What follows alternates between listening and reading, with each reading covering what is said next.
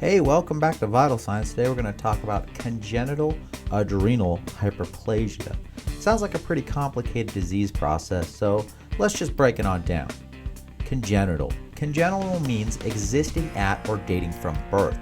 Congenital adrenal hyperplasia is a recessive genetic disorder.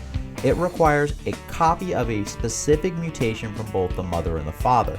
This mutation may affect a child. More specifically, the 21-hydroxylase gene mutation is the most common cause of CAH. The 21-hydroxylase mutation exists in approximately 1 in every 60 people. Thus, CAH is listed by the National Institute of Health as a rare disease, a disease affecting less than 200,000 people within the United States. Be cautious, however. Despite a low population affected by this disease, the importance of a basic understanding of the process cannot be overemphasized. Failure or delay in treatment of CAH may have potentially fatal results. Alright, we can continue our breakdown now and talk about the adrenals. CAH affects the adrenal system. We will briefly review adrenal function to gain a better understanding of this disease process.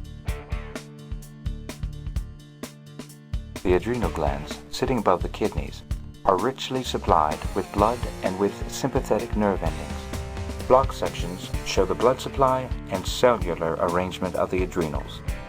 Two different regions are distinguishable. The cortex, controlled by the pituitary hormone ACTH, produces hormones which maintain body chemistry, and the medulla, which secretes adrenaline and noradrenaline to increase body activity.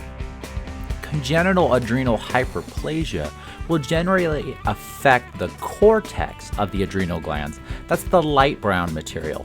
It's primarily responsible for producing three things. The first being aldosterone. Aldosterone is used by the kidneys to help maintain normal levels of sodium and potassium. Insufficient aldosterone production results in excessive sodium and water excretion. This can lead to salt deficiency, dehydration, and possibly relative hyperkalemia. Androgen. The adrenals produce several male-like hormones. The specifics of androgen and its use within the body is generally not relevant to our discussion. For our purposes, androgen will stimulate those traits which are generally considered manly. And finally, cortisol. Poor cortisol production is the hallmark of CAH. It will be the focus of today's discussion. Cortisol is a stress hormone. Its effects are generally beneficial in a stressful response. It increases things like blood pressure, blood sugar, and the amount of insulin available to use that blood sugar. It will decrease those things generally not indicated in a stress response, like inflammation and fertility. We can now proceed to the last section of our breakdown and discuss hyperplasia. Hyperplasia is a condition which there is an increase in the number of normal cells in a tissue or organ. To understand hyperplasia, we must first learn to understand pituitary adrenal thermostat control. The pituitary gland acts like a thermostat. It measures the amount of cortisol in the blood. When it senses that the cortisol is very low, it releases ACTH. ACTH travels to the adrenal gland, where the adrenal gland tries to produce cortisol. However, because of the disease process, cortisol production is impossible. Because the adrenal gland is continuously being stimulated by ACTH, it does have some effects. Think of those effects similar to that of a muscle that's continuously being stimulated by exercise. As we exercise a bicep, it will continue to grow. This is the concept of hyperplasia. Remember though, because of the disease process, the adrenal gland is still unable to produce cortisol and possibly aldosterone.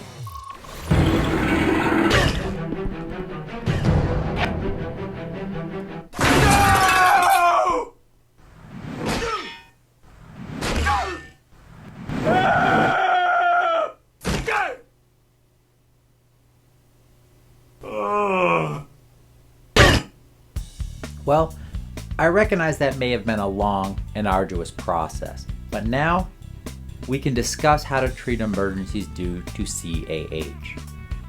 Remember, the goal of treatment is to control the hormonal irregularities.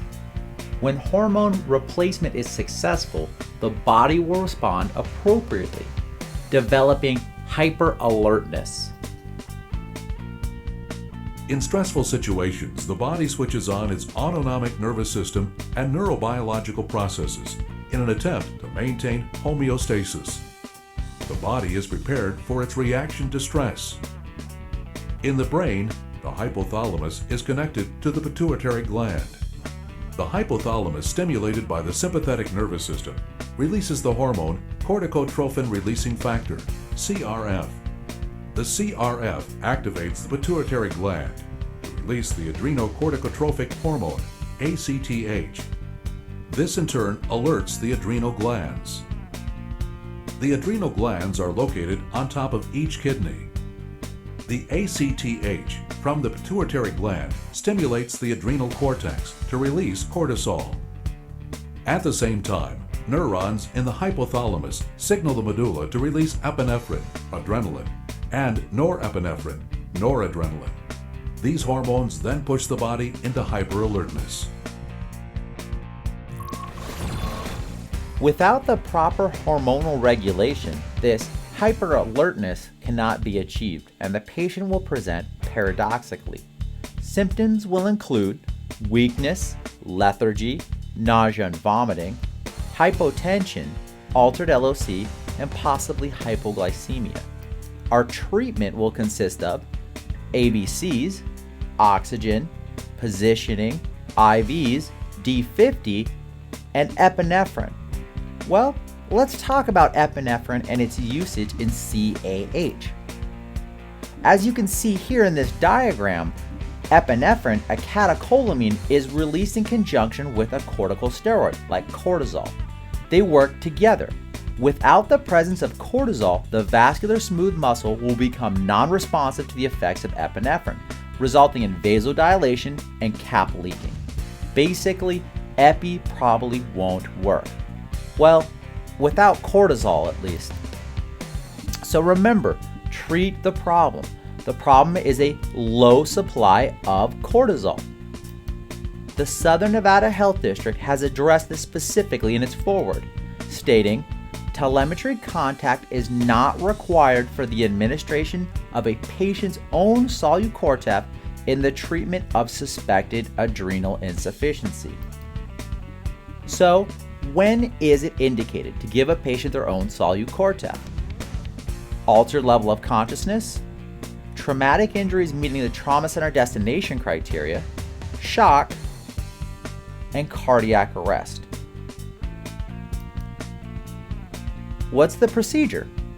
To properly give the medication, simply press down on the yellow top. That will cause the solvent to drop into the solution and then mildly agitate. The dosage? The dosage for an adult is 100 milligrams IV, IM, or IO.